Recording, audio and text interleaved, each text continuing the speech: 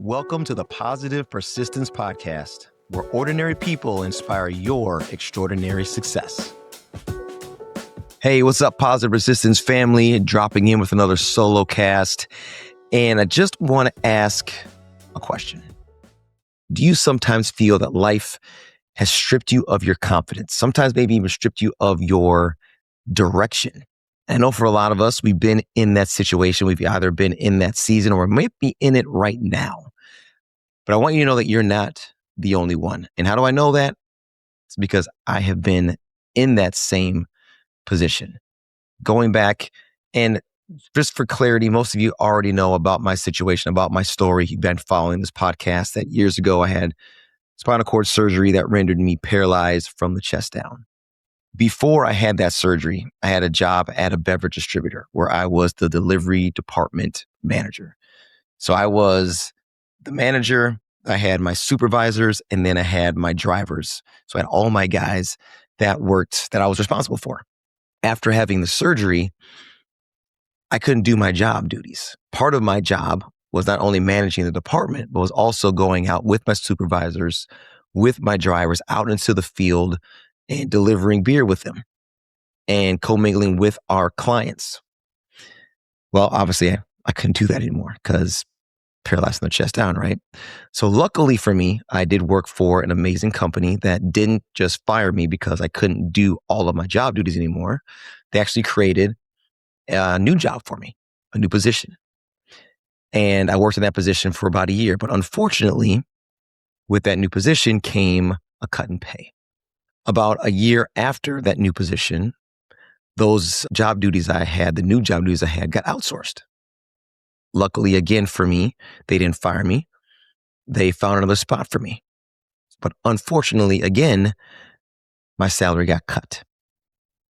And I had found myself 2 years prior, before my surgery, being in upper to middle management, to 2 years later, having my salary cut in half, and found myself in an entry-level position in the company. I had gone from managing the department, my supervisors and my drivers, down to be an entry-level clerk, which took their paperwork at the end of the day and had to rectify everything that they did for the day. Now, talk about not only a hit to your pocketbook because my salary got cut in half, but a hit to your ego. Being mid to upper level management and now being in an entry-level position. Also being the breadwinner for your family and having your salary cut in half. I tell you all this because I want you to remember that when you feel that you have been stripped of your confidence, like I was, finding my way back from being paralyzed, learning how to walk again and do all the things that I could do before, and also dealing with this ego hit and life change, not only physically, but also professionally, and having that loss of direction, finding myself in an entry-level position where it didn't have any future, like there was no upward mobility from where I was. I was in a dead-end job. I just want you guys to remember that losing everything doesn't mean that you have lost yourself. And most of us, including myself, we grieve our identity instead of our circumstance. And a friend of mine once told me that circumstances do not change your responsibilities. And your responsibility to yourself is to be the best version of yourself possible.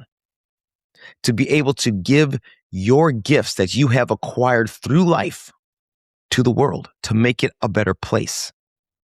And to make your life a better life for you and your family. Like that is your responsibility.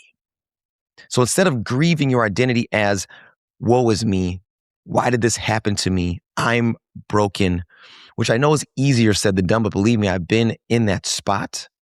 We have to flip the script and we have to change our mindset and we have to not focus on our identity that has changed.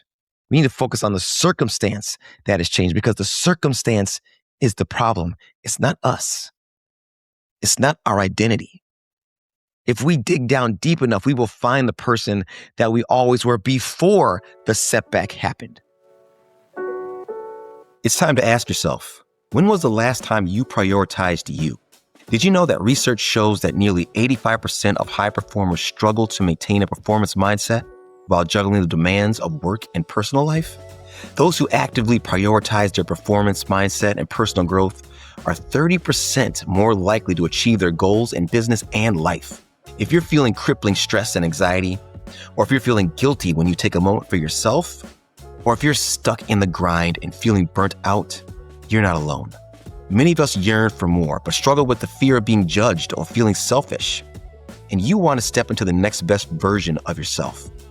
That's why I created the Rinse Method, which got me from paraplegic to marathon runner.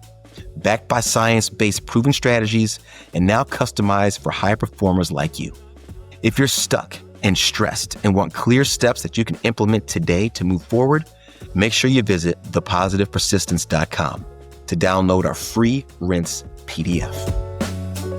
And that's what we need to remember. We need to remember all the great things about us, all our positive attributes about us before the setback happened. Remembering those things will help us make our comeback, will help us bounce forward from that adversity. But we also need to understand that reinvention starts with acceptance. Accepting that the thing that happened to us, it happened. Whether it was our fault or whether it was totally unexpected, whether the universe just happened to plop it in your lap and it fell out of left field, whatever the reason is, it doesn't matter because we can't do anything about it now. It has happened in the past. We need to accept it. And sometimes we just need to embrace the suck. Put plainly. Embrace the suck so we can start to understand that we need to heal and move forward. But the only way that we're going to do that is by getting back in touch with who we are at our core.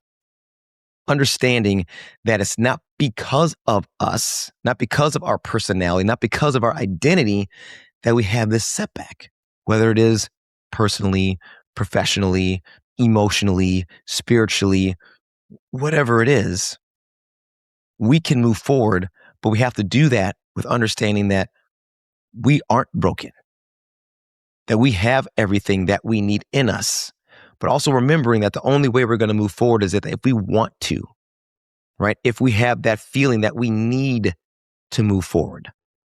Being in that spot where I was lost, not knowing where I was going to go professionally, but knowing that I couldn't stay there. There was that knowing that I'm embracing the suck right now and I do not like this. I really hated my job because I came home grumpy every day. I didn't get to spend the time with my family. And the time that I spent with them, I was pissed because of what had happened to me. But then I had the opportunity to have a conversation with somebody that understood my situation and looked at it from the outside and really helped me realize that instead of allowing life to happen to me, I had to make it happen for me. And seeing that I was stuck in this dead-end job, in this position that had no future, that I did not want, he told me that you have the opportunity to hit the reset button. You can kind of start fresh from where you are now. What do you really want to do? And I had never looked at it like that before. I was stuck in the grieving my identity instead of grieving the circumstance. But when I was able to start to grieve the circumstance, I was able to let it go because I couldn't change that. But what I could change was my future. And that's what got me into, what do I want to do? What brings me joy? What are the things that fill me up? And I started to think about it. And that's what got me on the road to becoming a personal trainer, which got me eventually opening my own business as an entrepreneur and a fitness professional, which got me moving into becoming a speaker, into a coach, which really led to me having this conversation with you right now. And I don't say any of this to impress you, but I say it to impress upon you the importance of understanding that you are not broken. It's not you. It's the circumstance that's holding you back. Find a way to get around, under, through, over that circumstance and start again, because your future depends on it. Your happiness sometimes depends on it. And your identity as who you are never changes. It gets tainted. It gets knocked askew. But if you look deep enough and you dig far enough, you can find the person that you were before the setback, before the adversity, before the hurdle. Dig into that. find that spark that you had before and start to blaze your path forward to becoming that next best version of yourself. But it's only up to you to get it done. Thank you for tuning in and being part of the Positive Persistence family. We're having a great time creating this content, and we truly hope it inspires you to embrace positivity and persistence in your own journey. If this podcast episode inspired you or entertained you, scroll down, hit those stars, and leave a comment or two. Your 5-star reviews and shares encourage us and help us grow the show. So until next time, stay positive, stay persistent, and remember, mindset is everything.